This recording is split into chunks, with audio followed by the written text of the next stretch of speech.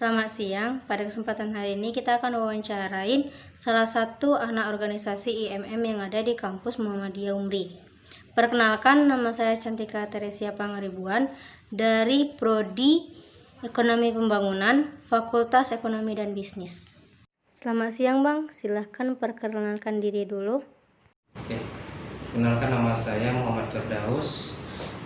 Di Ikatan Mahasiswa Muhammadiyah, saya selaku Ketua Bidang Tablik Kajian dan Keislaman Dewan Pimpinan Daerah Ikatan Mahasiswa Muhammadiyah Provinsi Riau. Mungkin itu.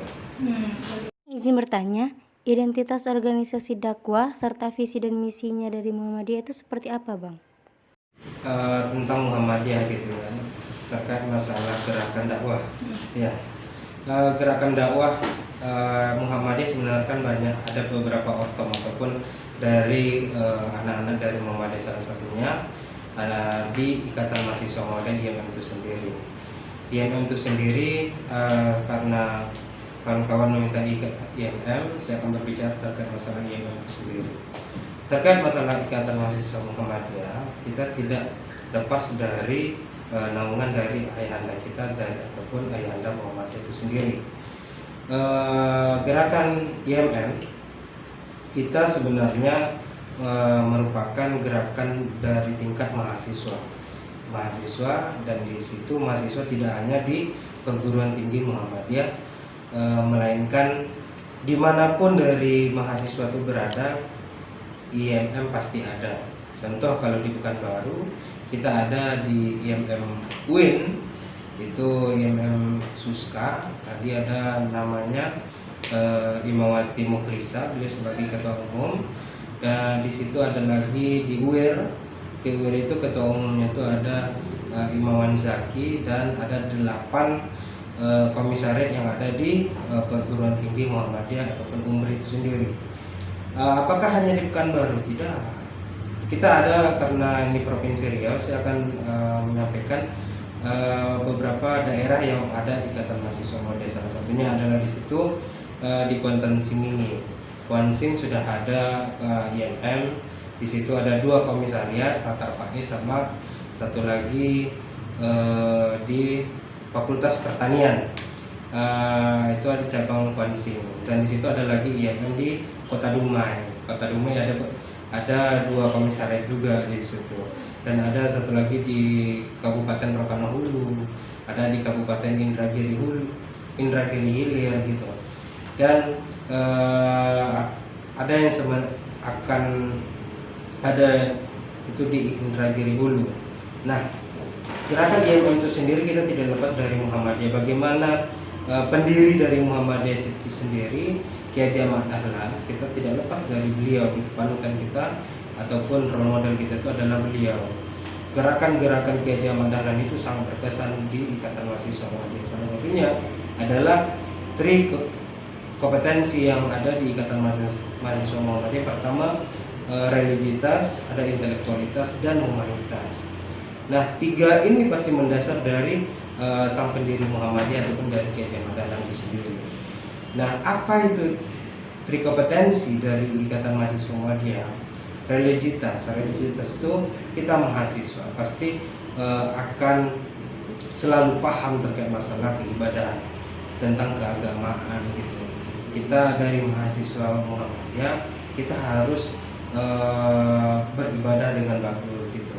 Nah, intelektualitas apa ya? Itu keilmuan. Mahasiswa sudah otomatis mempunyai ilmu yang bagus ataupun luar biasa di kampus masing-masing. Berbagai jurusan yang ada di perguruan tinggi. Ada basicnya di ekonomi, pasti dia sebagai akunting, ada sebagai pengelola uang gitu kan. Nah, ada di komunikasi bagaimana dia bisa sebagai humas, dia bisa sebagai wartawan. Banyak basic yang kita pelajari di jurusan masing-masing. Dan ada juga namanya humanitas. Humanitas ini apa? Humanitas ini bagaimana rasa empati kita ditunjukkan ataupun ditunjukkan kepada masyarakat. Bagaimana si mahasiswa Muhammadiyah itu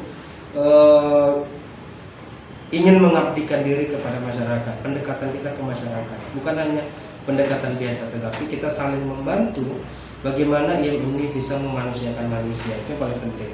Kita saling gotong royong, kita saling bahu membahu, kita saling bagaimana nantinya masyarakat itu bisa terbantu sama kita. Nah, itu terkait masalah gerakan dari Muhammadiyah.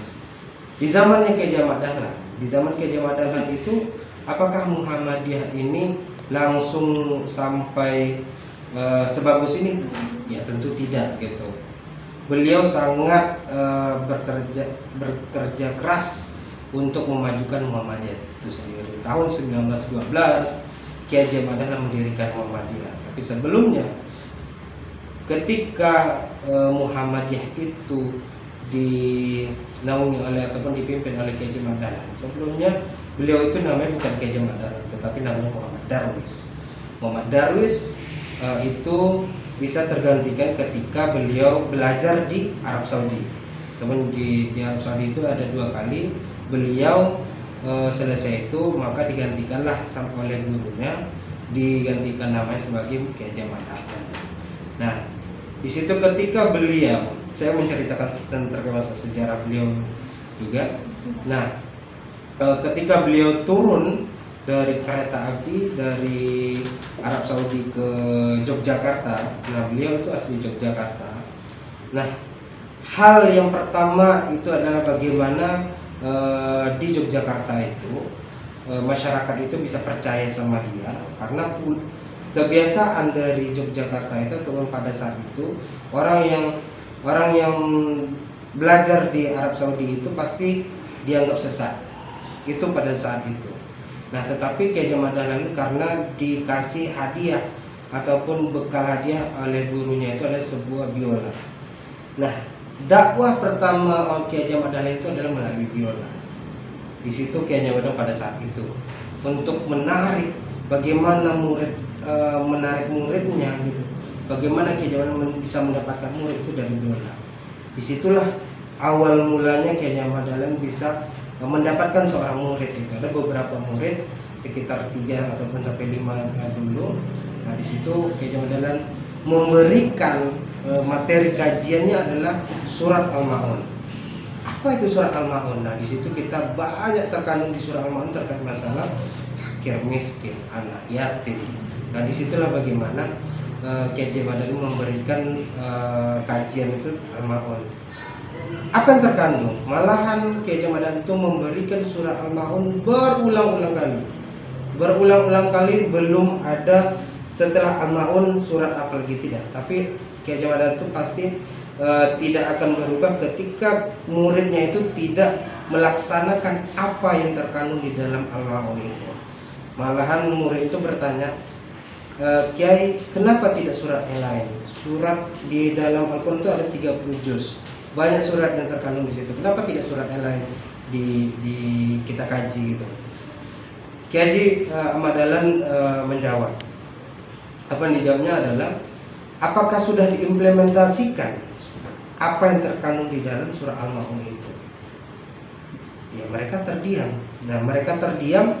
Nah, di situ ternyata dari muridnya ini tanpa sadar dari Kiai Ahmad Dahlan, mereka memperbuat apa isi yang terkandungnya. Kayak semacam pada saat itu orang pasti menyembah pohon dan dikasih sesajen, gitu sesajen. Nah, disitulah pada saat itu dari murid ini mengambil sesajen ini untuk membagikan kepada orang-orang miskin. Di situ awal terkait masalah humanitas yang kita contoh. Dan itu tidak hanya itu terkait masalah gimana gerakan dakwah dari Muhammadiyah, Ikatan Mahasiswa Muhammadiyah gitu. Mungkin sekilas ringkasnya itu sih. Yang kedua, struktur organisasi dan pimpinannya, Bang. Oke, terkait masalah struktural dalam pimpinan IMM, dan saya selaku Ketua Bidang Dewan Pimpinan Daerah IMM Provinsi Riau.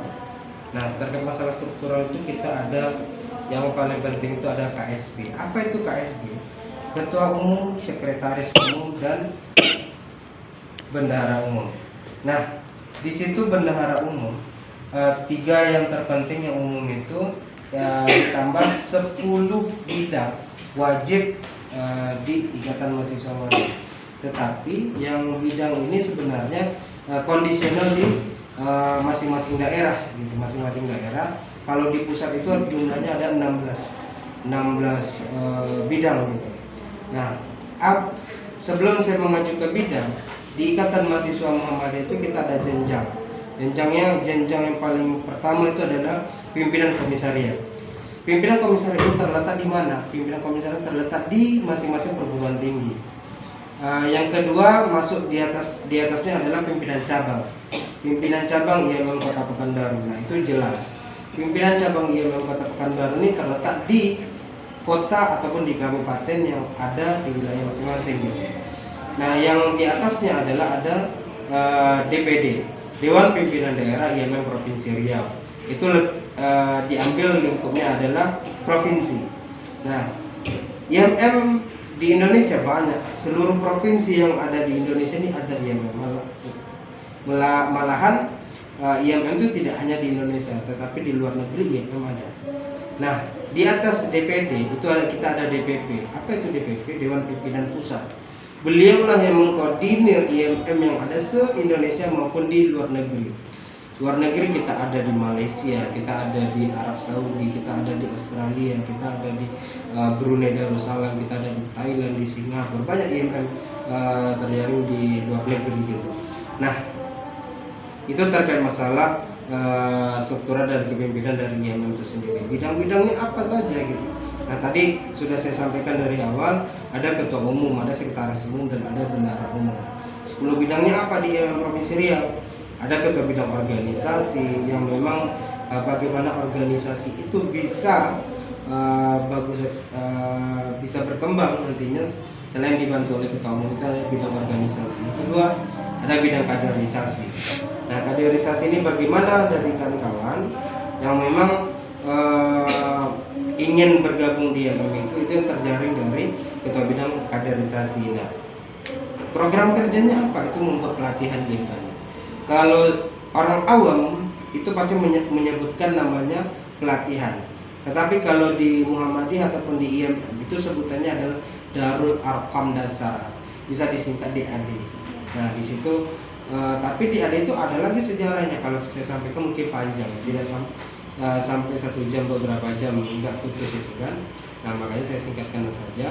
Nah, itu di bidang kaderisasi, ada di bidang imawati, ada di bidang hikmah, ada di bidang seni budaya dan olahraga, ada bidang riset pengembangan keilmuan, ada bidang tablik kajian keislaman, ada bidang kesehatan, lingkungan hidup, maritim. Disitulah terkait masalah struktural yang ada di IMM itu sendiri. Ketiga, model gerakan atau aktivitas dakwah yang dilakukan.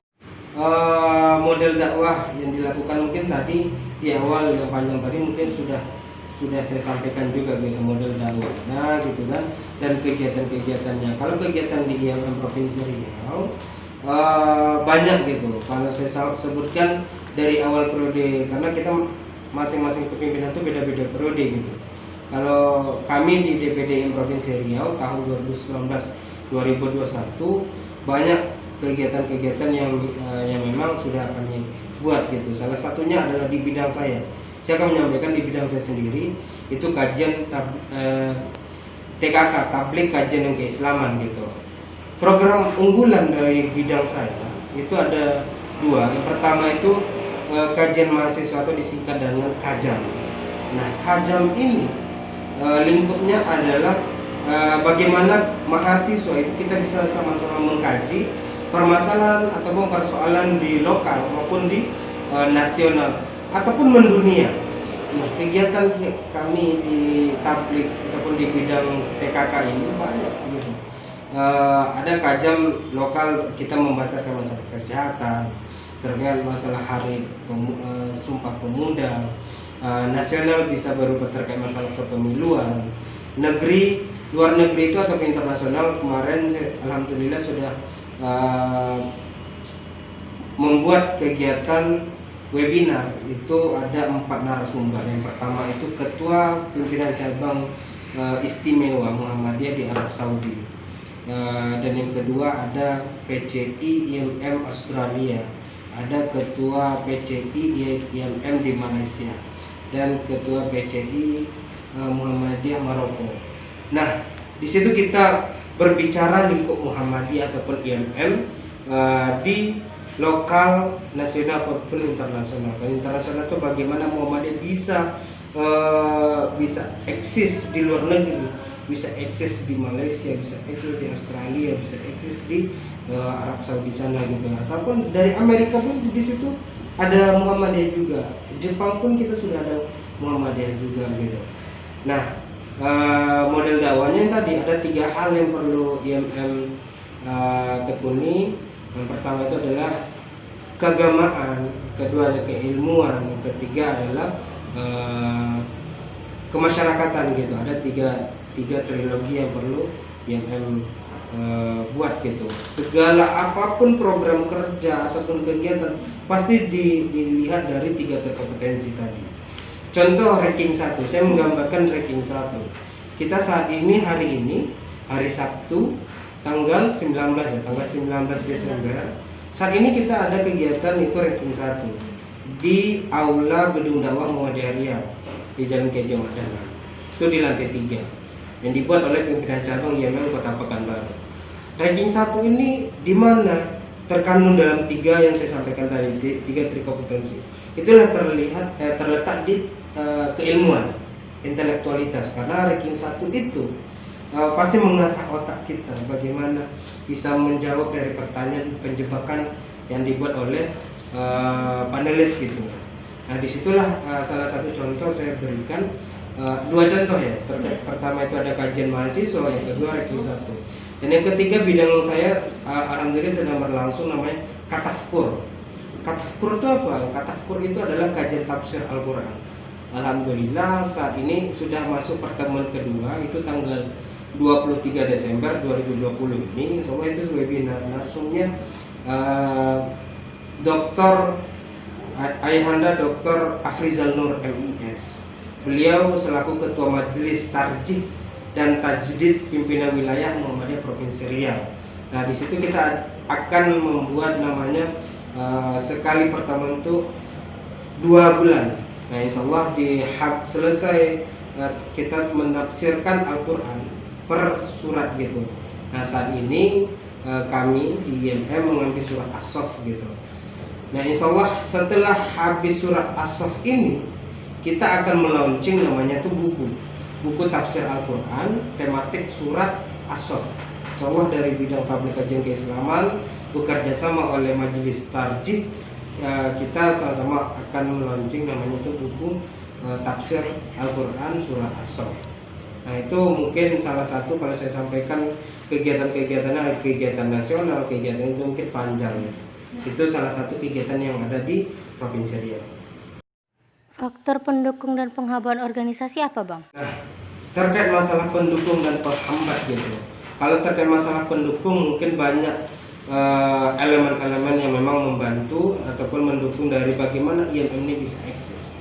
Salah satunya yang mendukung kami itu tidak lepas dari uluran tangan ataupun dari pesan-pesan yang disampaikan oleh ayahanda Muhammadiyah maupun di wilayah, di daerah ataupun di kota gitu. Pasti kita menerima apapun pesan yang diberikan oleh ayahanda kita gitu. Karena mahasiswa, kita mahasiswa di bawahnya itu kita ada pelajar gitu. Nah, di atas mahasiswa kita memberikan pesan yang disampaikan oleh pemuda. Bisa kita sebut dari Abangda ataupun Kakanda Pemuda Muhammadiyah Provinsi Riau, kota maupun dari ranting itu sendiri. Kita masukan-masukan dari mereka pasti akan kita lakukan gitu atau laksanakan. Makanya IMM pada sampai hari ini kita masih bisa eksis karena banyaknya dukungan-dukungan yang ada dari internal Muhammadiyah maupun eksternal dari ada pemerintahan kota, pemerintahan provinsi ataupun dari senior-senior kita yang berada di stakeholder, di dinas-dinas, di anggota DPD Republik Indonesia, ada di DPRD RI ataupun di DPRD kota maupun di provinsi gitu. Nah, mungkin itu sebagai pendukung dari IMM itu bisa eksis sampai saat ini gitu. Nah, terkait masalah hambatan IMM pada saat ini, mungkin karena bagaimana membuat rasa empati di diri masing-masing mahasiswa itu sendiri itu tidak semudah kita membalikkan telapak tangan gitu. Nah, karena membuat rasa empati kita itu tinggi itu terletak diri kita sendiri. Dan yang kedua adalah ikhlas. Karena kita berorganisasi ini, kita nih harus ikhlas dalam berorganisasi. Jujur, di Ikatan Mahasiswa Muhammadiyah ini kita tidak, di organisasi ini kita tidak digaji, tapi kita lillahi ta'ala.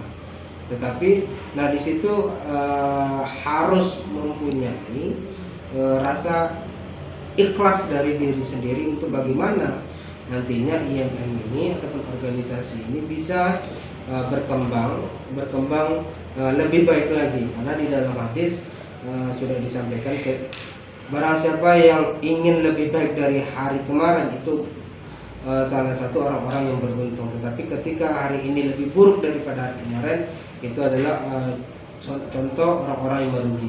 Pertanyaannya, kita selaku manusia mau menjadi orang-orang yang beruntung atau menjadi orang-orang yang merugi, itu tergantung dari diri kita sendiri. Nah, terkait dalam hal itu, nah itu sebagai contoh hambatan dan pendukung di Ikatan Mahasiswa Muhammadiyah. Dari sejarah saya sudah sampaikan, dari itu sudah sampaikan. Nah, bagi kawan-kawan yang memang ingin bergabung di Ikatan Mahasiswa Muhammadiyah, silakan. Kita tidak terlepas dari keinginan kawan-kawan yang ingin tergabung. Mau dari kawan-kawan sudah aktif di organisasi manapun, maupun di BEM maupun di HIMA, silakan. Kita tidak ada penutupan atau pengecualian, kecuali kalau ingin bergabung secara struktural itu harus mengikuti namanya Darul Arqam dasar tadi. Itu yang paling penting gitu. Yang paling didahulukan. Yang kedua adalah aktif di komisariat masing-masing. Apakah non muslim boleh? Nah, itu pertanyaan lagi tuh. Untuk masuk secara kepengurusan memang secara non muslim tidak boleh. Harus bisa syahadat dulu. Tetapi ini ada tetapinya gitu. Toleransi kita ada gitu. Tetapi untuk terlibat di dalam kegiatan IMM atau Muhammadiyah boleh. Saya ngambil contoh pada saat saya sebagai jabatan ketua umum komisariat di Fakultas Komunikasi, itu saya ada nama kegiatan itu KAMA, kajian anak muda. Nah di situ kita kegiatan itu di masjid. Ada teman-teman kita yang non muslim, beliau itu terlibat terus di dalam segala kegiatan-kegiatan. Mau kegiatan galang dana, itu ada meletusnya Budol Sinabung, beliau itu hadir. Beliau datang untuk membantu galang dana di jalan. Ketika ada KAMA, kajian anak muda, beliau memberikan dananya untuk membantu dari kegiatan itu sendiri. Nah, kita tidak menutup ruang lingkup dari mahasiswa yang muslim ataupun non muslim untuk di IM, untuk berkontribusi ataupun berkontribusi di IM boleh. Kita tidak menutup ruang, tetapi untuk bisa masuk di dalam struktural ataupun dari IM itu sendiri, ketua umum sekretaris umum, itu syarat wajibnya adalah muslim. Nah, mungkin ada kan yang apa di sini gitu kan, di situ syarat wajibnya gitu. Tapi untuk di mana IMM itu sendiri, nah di situ masing-masing fakultas di UMRI itu sudah ada IMM. Ya, kalau saya di PDM Provinsi Riau, sekretariatnya ada di Kiai Haji Ahmad Dahlan, lantai 2, nomor 204 gitu. Mereka sudah berada di sini. Nah, mungkin itu yang bisa saya sampaikan, moderator. Terima kasih Bang atas waktu dan kesempatannya, wawancara ini bisa berhasil. Sama-sama.